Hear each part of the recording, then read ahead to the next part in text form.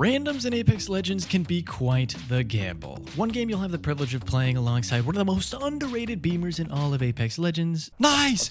Good fucking shit, dude, you're insane! And in the next you'll be cursed with level 30 Caustic, fumbling to clean coffee off his brand new mousepad mid-fight. No, that is not a reference to what happened to me last week. But regardless of matchmaking's flaws, it's still kind of fun.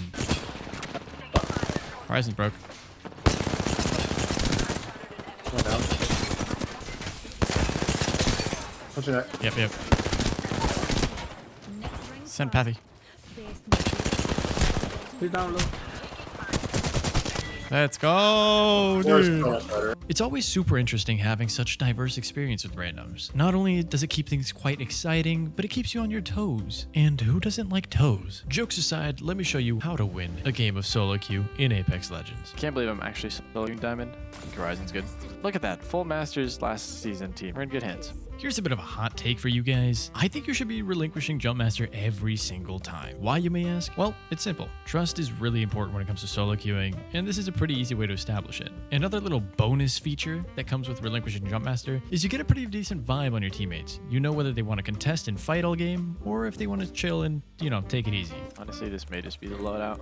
Oh, apparently there's loot up here. I saw this when I was looking through the window. After looting up and talking to chat for a little bit, by the way, I stream at twitch.tv/generic, please come hang out. We end up hearing a few gunshots, and gunshots are cool. Hey, that means action. I like action. Let's get to it. But I need to ask my teammates if they even want to fight in the first place. How do I go about this, you ask? I just kind of point out, hey, there are shots over here. And in their heads, they're like, oh my god, my teammate wants to fight. So I'm asking without asking, respecting their playstyle, but putting ideas in their head like, some backwards song with subliminal messages. You get the vibe. They're fighting at over here, I think. Yeah, we can do whatever with that information. It's not a bad place to fight, so... That was 114 seconds ago. Okay, they're still fighting. I'm gonna go ahead and give you guys a bit of the secret sauce here, alright? Whenever you're about to fight, especially with random teammates, you need to look at your minimap. No, this isn't Call of Duty, there's not gonna be little red dots telling you where everyone is, but what there is gonna be is your teammates' information. Everything from where they are and where they're looking will be shown up there, and it makes a world of difference. Bloodhound. Climbing Climbing up on me? 110. He's knocked. Good shit.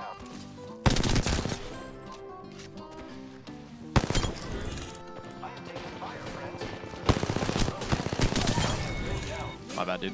What a team I have right now. Here, I'll hit you with this. Look at this team! As you guys can see, I'm pretty pumped about my teammates. They're good, they're mechanically talented, and I mesh with them pretty well. So what does this mean? If you don't typically have people to queue with, and things go well towards the end of the match, you can always add them and play with them later on. But that's more of a long-term thing. Short-term, you can keep the vibes high and fight. It's in games like this where you're gonna get plus 500, 600, 800, 1,000 RP in a match. Vibes go a long way. I'm ulting them.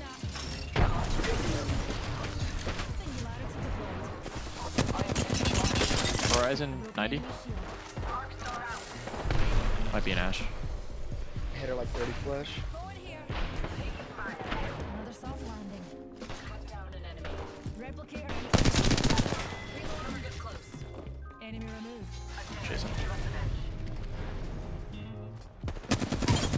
Nice, well done. What an incredible team I have. Hell yeah. Feel free to compliment your teammates. Doesn't really hurt, keeps the vibes high. A bit later.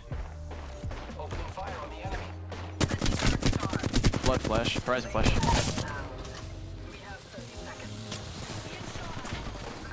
Cracked on roof, 20 flush. They took the portal back. Okay, 50. This is... You remember how I was hyping up my teammates like 2 seconds ago? Well, Pathfinder ended up doing something not so intelligent, but that's okay because I do that on a regular basis, so, let's not be a hypocrite. The mistake he did here was tunnel vision, something I am very well known for. You can ask all my friends, it's this whole thing. That aside, he decided to chase a Wraith into Narnia. Not only do I advise you not do that because Wraiths are notoriously cracked and will 1v1 the crap out of you, but also because there's a pretty decent chance you can get caught out a mile away from your team due to a third party pulling up and being like, hey, 2 solos, don't mind if I do. If your teammate does end up throwing himself into a pit of fire chasing somebody, don't get mad at them. We're back in red. There's a different team up here. I'm gonna try to grab his banner. I'm gonna jump to you so we can just both port out.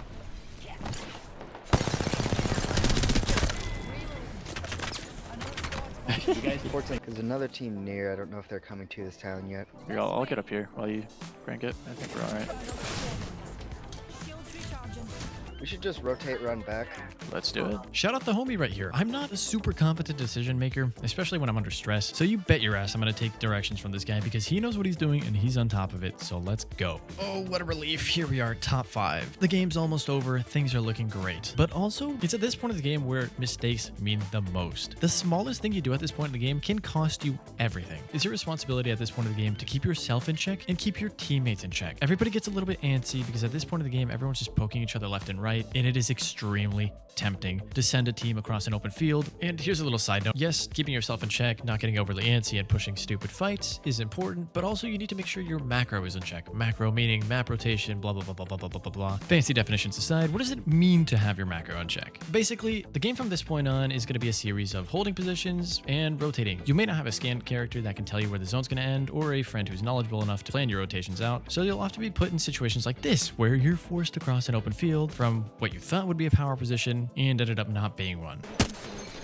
Man, I almost knocked his ass. If we go now, we could probably shoot at these boxes. Yeah, it looks like they're moving. We can probably take their spot.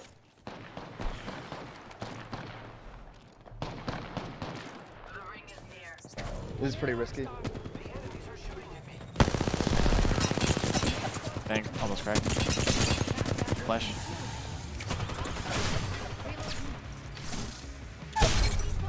Cracked him.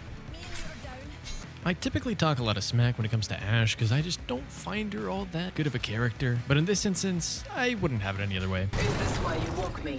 To account for your obvious shortcomings? Holy shit. Also, I'm really looking forward to that Seer nerf because god damn, that's annoying. That's scary. I started something. I'm so glad that I got away with it because that could have been so bad. Anvil receiver, check. Pathy with an egregious angle, also check. I think it's time to make a move. Let's push that zone. Wait, they're fighting? Wait, I'm so confused. Yeah, we gotta push a little bit left. The bow guy's alone, right here. Yeah.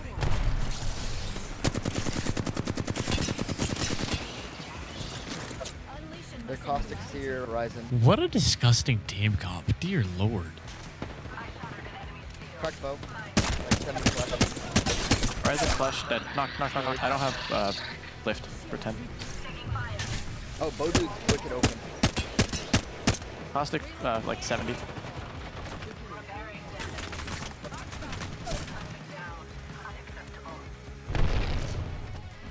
Oh.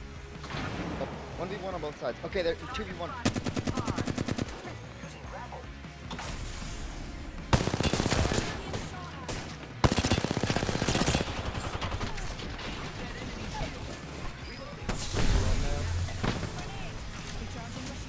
Like hard out of ammo.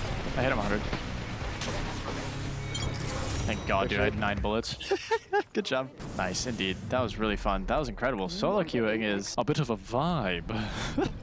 And that, ladies and gentlemen, is why you carry grenades. Oh, and why you should solo queue, because it's kind of fun sometimes. That was the moral of the story, right? Solo queuing good?